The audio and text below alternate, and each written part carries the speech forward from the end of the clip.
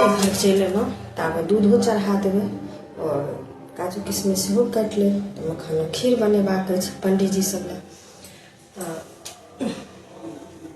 सोचलहुँ कि ताबे दूध चढ़ा दिए और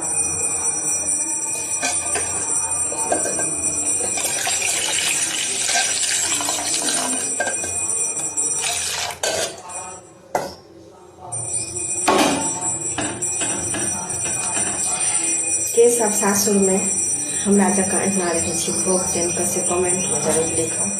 हम अहिना रहै छियै सासुर में और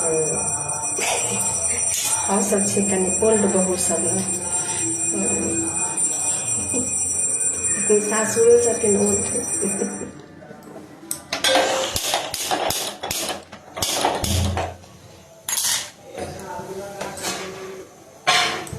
आप सोचलहुँ कि एक खाद काटि लेब और दूधो चढ़ा देबै ताबे गरम भऽ जेतै तऽ नीक रहतै ने।